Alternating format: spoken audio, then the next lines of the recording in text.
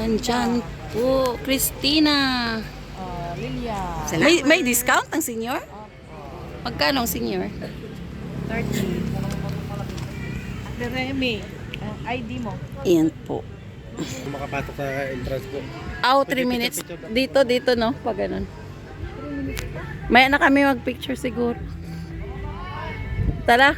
Asan ba ang entrance? Yan. Adyan. Mag-picture? Good afternoon. Calling all the visitors for 4:30 tour, you may now proceed to the lobby.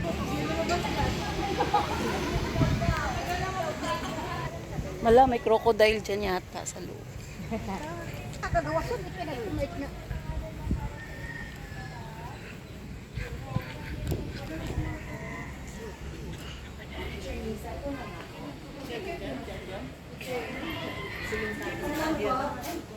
Register na lang po, isang pangalan lang po para sa inyo pong lahat. So, bago kayo pumasok, mag-register kayo ng name nyo. Wow. Wow. The biggest crocodile.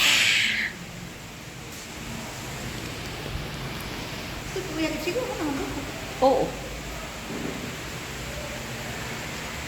Saan na tayo dito? Maghintay? May kakasabay pa tayo. May peak. Ay, may peacock, ate, pig. Ayan, may mga ibon. Blue Nepar. May unggoy. May pagong.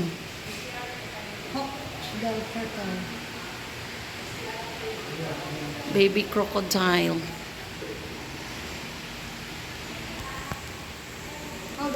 Grabe yung ng crocodile, balat siya. Anong colored? Colored ba dyan? Sorry. Oo pala.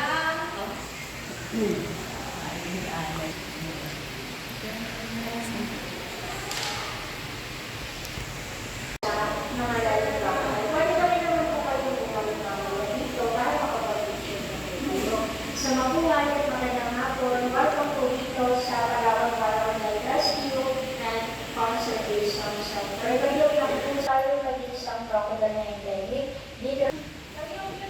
And then, umaabot po yan ng mga 3 months, 90 days po or 4 days bago po nag-hatch yung eggs po ng crocodile. So, nasa 30 up to 40 eggs yung kayang ilay ng Philippine crocodile. Nasa 40 up to 80 eggs. Hindi po kayo magpa-picture po. Shot na po yan gamit po yung camera po ninyo. Don't worry, nakatape yung mouth ng crocodile. Safe to hold naman.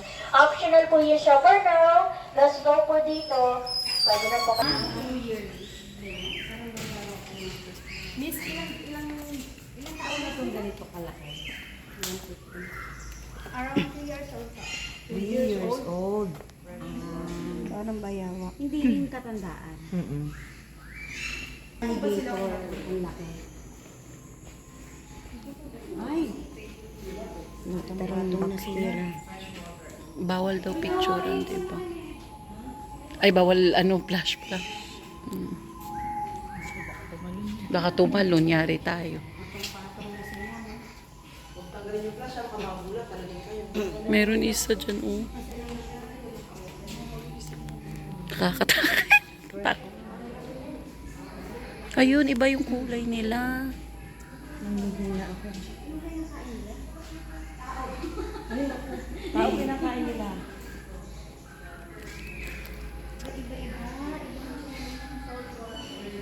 Tahimik sila.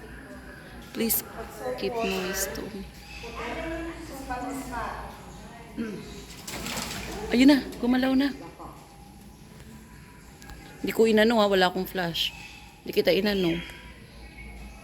Kang dyan. Parang mga bayaw.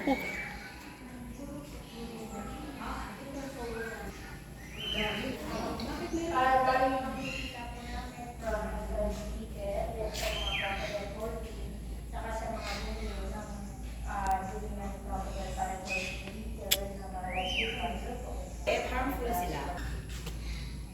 Pag ganito kalaki, mga isang 1 to 3 pa rin. Nagkakita po. Hindi na. Sila kumasta po. Anong pinapakain?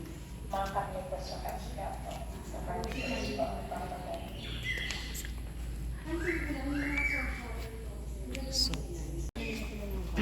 Oo, mas gusto nga namin siya. Kanina kami yung banat niyan. Mas gusto nga namin yung ganong banat. Bawat isang crocodile po dito may mga pangalan. Designated po yan siya dito.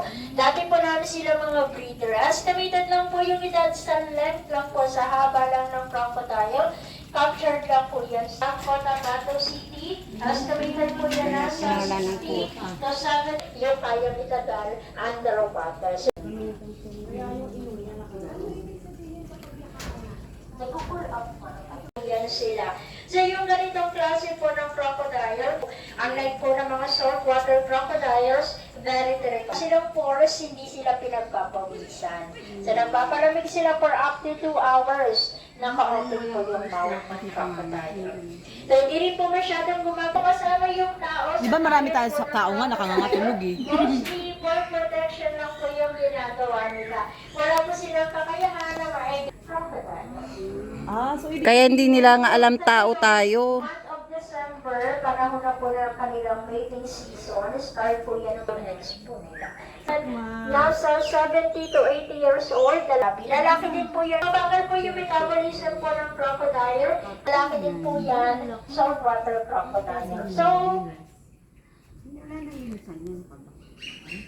Ate, question lang. yes po. May nakagat na bang naglilinis nito?